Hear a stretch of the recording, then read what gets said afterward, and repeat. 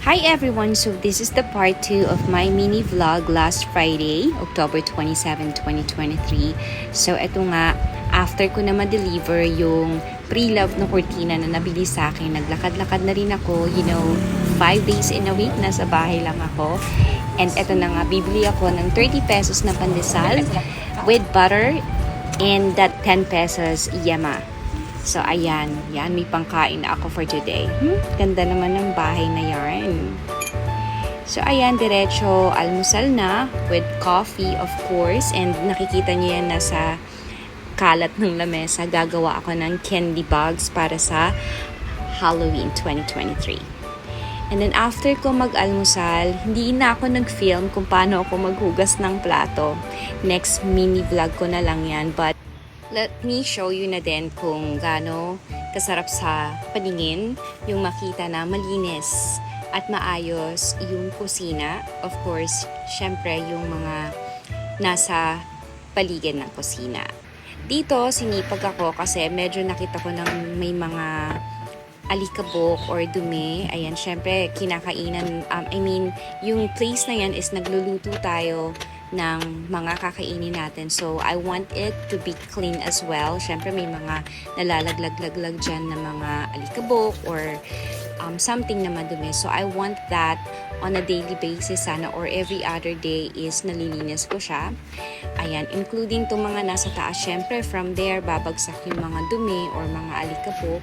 So, I see to it na nalilinis siya on a regular basis na lang. Minsan, pag tinatamad ako, siguro once a week. Ayan. So, ito nga pala is yung mga collection ko na mga wooden something for my kitchen. Ayan, pang-display lang talaga siya. Exclusive lang siyang pang-display. Iba yung mga ginagamit ko sa pagluluto ko.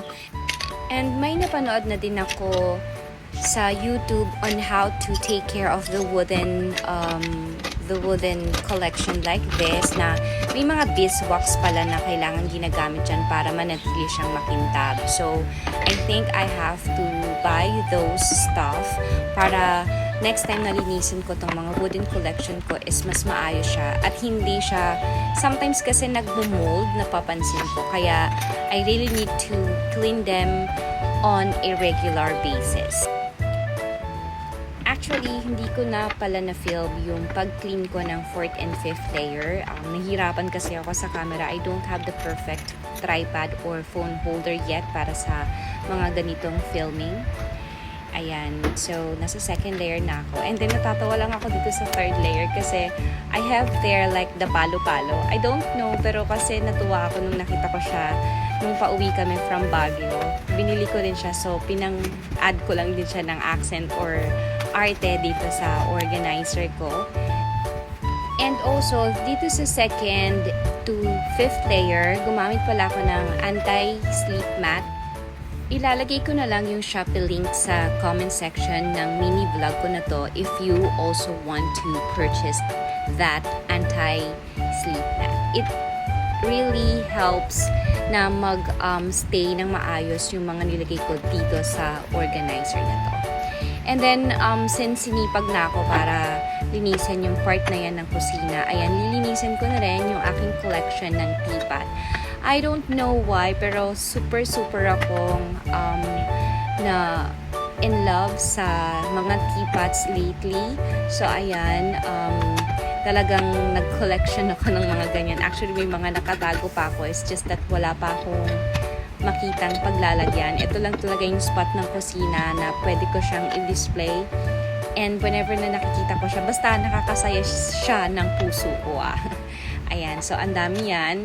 May favorite akong dalawa dyan na para kasi siyang pang Beauty and the Beast na design. I'll show you there. Ayan, yan yung dalawang favorite kong teapot sa mga collection ko as of the moment. And don't worry guys, yung ginagamit ko na yellow na pamunas na yan, every other punas, nililinisan ko siya with the sabon. It looks dirty, pero kasi luma na yan, hindi ko lang siya malat ko kasi ang sarap niyang ipamunas sa mga bagay-bagay. I think this is it for today. May part 3 pa ako sa aking mini vlog for 10/27/2023. I'll see you!